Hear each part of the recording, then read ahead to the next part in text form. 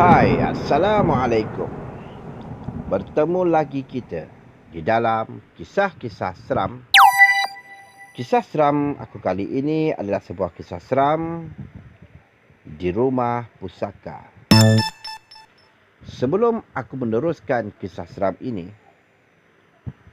aku minta kepada anda yang masih belum subscribe, tolong bantu subscribe kerana ianya adalah percuma.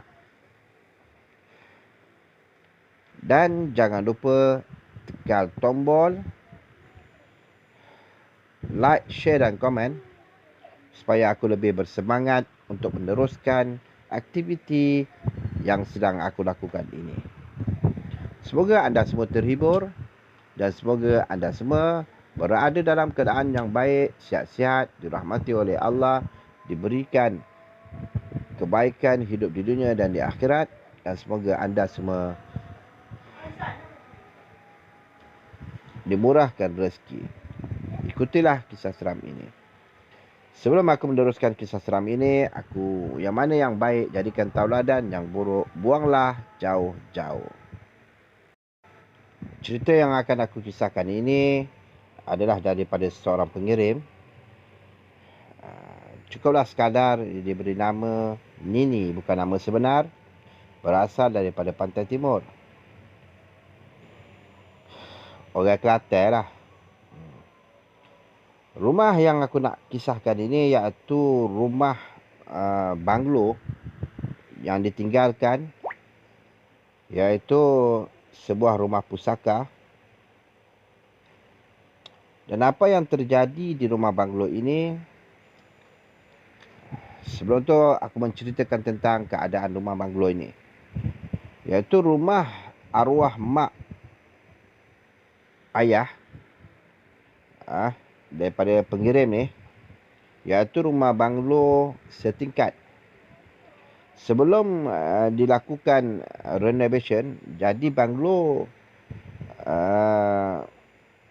memanglah style rumah kampung dulu-dulu. Kebanyakannya mesti naik tangga. Tapi lepas renovate, diorang ada kekalkan sebahagian rumah lama tu, bahagian ruang tamu dan ditambah dengan 2 bilik yang bersambung dengan ruang tamu. Turun tangga yang bersambung dengan dapur tengah. Dapur dan 2 bilik mandi ataupun bilik air. Kat dapur tengah tu ada sebuah bilik family, iaitu rumah family suami ya, keluarga suami. Ni rumah ni bukan rumah Nini ni, tapi rumah iaitu rumah suami dia. Adalah dia buatkan satu bilik untuk abang ipar dan satu bilik air yang dekat untuk memudahkan abang ipar ini sakit dan mudah untuk dia nak pergi ke bilik air walaupun dalam keadaan yang merangkak. Dan ditambahkan lagi iaitu ruang tamu yang baru sambung 2 bilik baru dan berada di luar yang agak luas sedikit. Dan bilik Nini ni dengan suami dia, iaitu di sebelah dinding pemisah di antara ruang tamu lama dan bilik tidur baru. Suatu hari masa Nini setengah menyapu di ruang tamu lama, tiba-tiba abang ipar dia datang dan bercakap dengan dia, iaitu tunjuk-tunjuk kat area tempat Nini berdiri. Nini tak faham langsung apa yang abang ipar dia cakap. Namun Nini iakan je lah dan sambung menyapu. Bila suami balik kerja, dia cakap kat suami Nini ni pula, aku pun tanyalah kenapa. Suami Nini kata, malam sebelum tu abang ipar ada datang merangkak nak masuk ke bilik air. Tiba-tiba dia ternampak kat ruang tamu, rumah lama tu, ada perempuan rambut panjang, berbaju putih, kotor je muka dia, berdarah pula tu, berdiri dekat situ. Tempat yang Nini berdiri masa menyapu rumah tu. Patutlah abang ipar demam, menggigil lah hari tu. Suami Nini kata, abaikan je apa yang Abang Ipar cakap. Aku ni dah lah penakut. Memang aku ajak berteman je lah kalau nak pergi ke dapur malam-malam. Setelah mendengar cerita daripada suami Nini ni, jadi Nini jadi takut. Dalam rumah sendiri pun berasa takut, seram, sejuk. Sampaikan bila nak pergi ke dapur pada waktu malam, mesti nak ajak teman. Ajak suami teman lah, ajak adik ipar teman lah. Kerana teringatkan kisah yang dikisahkan oleh suami si Nini ni. Nak dengar kisah daripada Abang Ipar memang tak ada nak faham. Pasal Abang Ipar ni dia kena stroke. Dia cakap tu, hantu dia jadi hantu. Macam tu. Jadi, macam mana nak faham? Kan? Lepas tu, kecek polok, kecek kelate. Tak ada nak faham lah.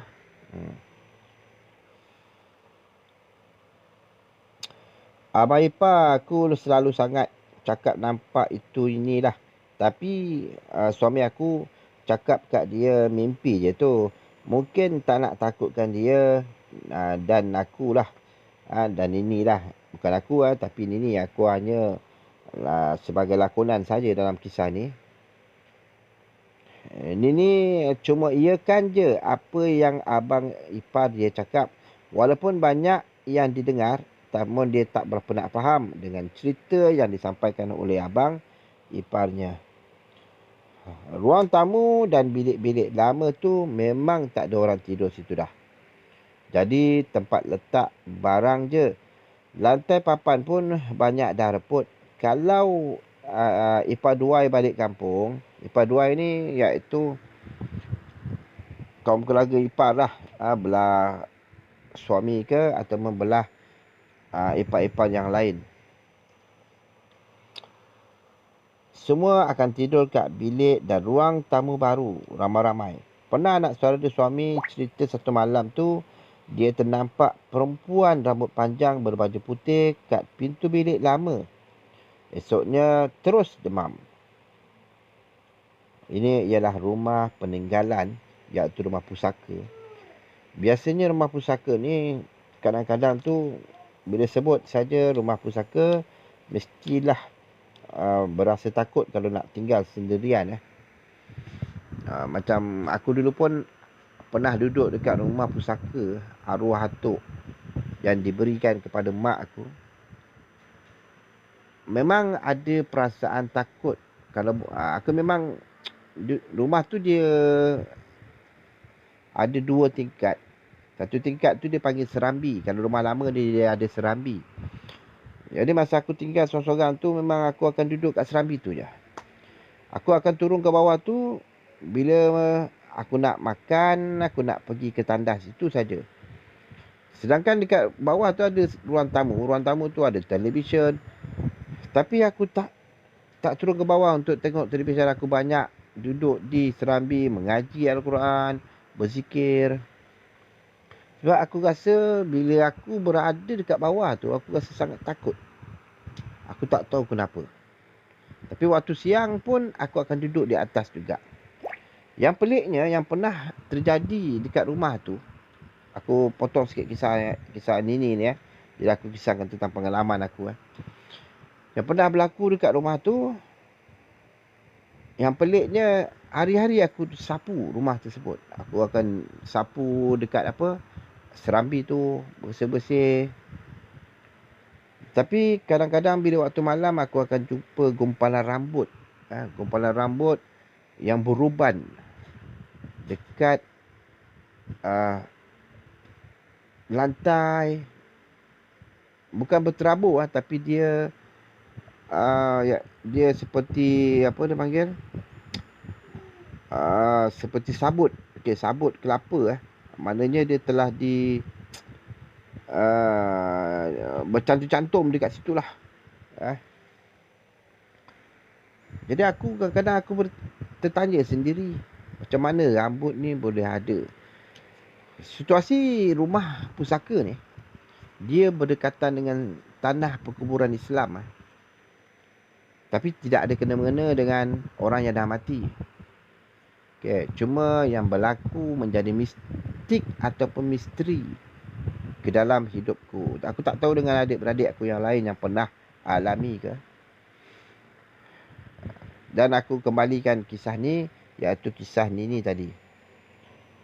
Satu hari tu, Nini ni, dia tutup lah kedua-dua pintu bilik lama, bilik lama tu, kat rumah tersebut. Sebab Nini ni kan penakut. Kalau nak pergi ke dapur, memang akan terpandang bilik-bilik lama ni. Nak-nak kalau pintu bilik-bilik tu terbuka pula. Jadi, sebelum apa-apa, Nini ni tutuplah pintu-pintu tu dulu.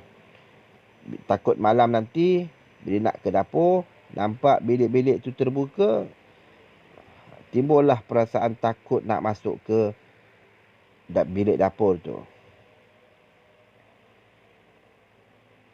Dan setelah kisah-kisah yang diceritakan oleh sepupu sepapat dia, ipar-ipar duai dia, dikisahkan oleh abang iparnya. Jadi Nini ni tak berani lagi dah nak pergi tengok jenguk-jenguk bilik-bilik lama ni. Mak abah Nini ni ada pesan, jangan biar bilik terbiar. Kalau boleh masuk-masuklah selalu. Kemas-kemas ke. Rumah tu agak besar. Jadi Nini tak tahu cara sangat lah nak kemas bilik lama ni. Sebab dah jadi stor simpan barang. Kalau sapu habuk pun kat ruang tamu lama je. Dah beberapa bulan lepas tu, adik ipar aku buka pintu tu. Katanya biar terbuka, tak elok biar tertutup. Aku iakan je lah. Hari yang sama pada malam tu, aku kat dapur. Suami nak masuk ke bilik air paling hujung sebelah dapur tu. Dia buka je pintu bilik air, tiba-tiba pencukur atas para tepi tu terpelanting masuk ke dalam air kolah depan mata dia. Terkejutlah suami aku. Masa tu dia siap buat demo lagi. Scan tu padahal tak ada apa-apa pun kat situ yang boleh jadi punca pencukur tu terpelanting masuk dalam kolah. Jarak para dengan kolah tu dalam 3 depa. Okay, 3 depa bukan depa. Depa cakap orang orang Kedah. Orang Kedah. Okay. Ni depa. Dan bertentangan bukan tepi kolah. Masa tu masing-masing buat tak tahu je lah. Malam yang sama, masa tu nak tidur, kita orang kena ganggu lagi. Biasanya kalau kita orang tu bukan aku tapi keluarga Nini ni, tidur tak tutup pintu. Tutup dengan lansir je. Sebab risau apa-apa hal, abang ipar panggil, takut tak dengar pula. Masa tu kita orang ni layan handphone lah. Masing-masing. Sementara tunggu mata lelap, tiba-tiba lansir pintu bilik tu macam ada orang tolak je. Ruang tamu baru, tak ada tingkap, dan ruang untuk angin masuk dari luar rumah pun tak pun kat dapur je. Kalau dapur dengan bilik kita orang tidak jauh, masa tu juga kat luar rumah tak ada dengar pun angin atau hujan. Mustahil sangat-sangat ada angin yang datang seolah-olah ada tangan tolak lansir ke dalam bilik kita orang. Tinggi tangan yang tolak tu lebih kurang tinggi manusia dan memang nampak bayang-bayang macam tangan yang tolak lansir tu. Tiap-tiap malam kita orang buka lampu dapur tengah sebab bilik abang ipar kat tepi tu je yang diterangkan. Ruang tamu tengah dan bilik air kat abang ipar, cahaya lampu tu juga terang sampai sebahagian ruang tamu dan bilik-bilik baru. Masa tu serentak aku dan suami tengok. Adalah dalam seminit, lepas tu slow lansir balik ke asal. Sebelum tu tak pernah langsung jadi macam tu. Menggigil terus aku. Rasa takut. Suami cepat-cepat bangun tutup pintu. Dia suruh aku pejam mata tidur. Tapi aku tak mampu nak tidur. Lepas tengok apa yang jadi depan mata sendiri. Walaupun nampak bayang-bayang je. Tak lama tu suami aku dah tidur, aku je belum lelap. Masa tu jugalah aku terdengar bunyi orang berjalan kat ruang tamu lama. Sebab bilik ketorang sebelah tu je. Aku kejut-kejutkan suami sebab takut. Macam-macam ayat aku baca. Ayat-ayat Al-Quran bukan ayat-ayat cinta ataupun puisi-puisi jenaka tetapi adalah ayat-ayat suci Al-Quran yang dibaca oleh Nini. Tetap dengar juga tapak kaki tu. Suami tidur dan buat tak tahu je. Dalam ketuk-ketan tu lama-lama aku tertidur sendiri. Esoknya aku baca Yasin, dapat siap solat untuk bantu kurangkan gangguan dan ketakutan. Sejak pada hari itu walaupun jarang tapi ada juga terdengar macam-macam bunyi tengah-tengah malam. Masa solat terdengar orang ketuk tingkap bilik. Bunyi atas siling lah. Tapi buat tak tahu je. Aku dan suami stay rumah tu dalam 2 tahun je. Lepas tu abang ipar lain duduk situ pula. Tolong jagakan abang ipar tu. Aku ikut suami pindah Selangor cari rezeki kat sini. Kalau ikutkan banyak lagi cerita seram kat rumah arwah mak ayah tu yang ipar dan suami sendiri pernah cerita. Tapi aku tak reti nak mula cerita macam mana sebab tak tahu detail jalan ceritanya. Ada yang kata rumah tu laluan makhluk halus sebab belakang rumah tu ladang sawit, laluan ke kubur. Wallahu alam. Ada satu kisah yang suami aku cerita dulu. Masa dia sekolah menengah sebelum renovate rumah tu, TV letak kat ruang tamu, tepi tingkap. Belah luar dinding tingkap tu pula kosong. Tak ada letak apa-apa pun. Rumah tu tinggi kena naik tangga. Dulu arwah mak kadang-kadang buka tingkap tu sampai tengah malam. Satu hari masa suami tengah tengok TV, tiba-tiba ada muncul pocong dan berhenti kat tengah tingkap tu. Betul-betul bertentangan menghadap suami aku. Suami cakap kalau orang nak menyakat mustahil sebab tingkap tu tinggi. Kena panjat. Kena panjat dengan tangga. Kalau nak berdiri kat tingkap tu, masa tu suami aku takut sangat. Nak bangun lari, tak boleh. Nak bergerak, langsung tak boleh. Satu badan terkunci. Sampailah arwah ayah keluar bilik sekelip mata. Pocong tu hilang. Dan suami bangun terus, tutup TV, masuk tidur. Suami cakap satu family dia dah lali dengan benda macam tu.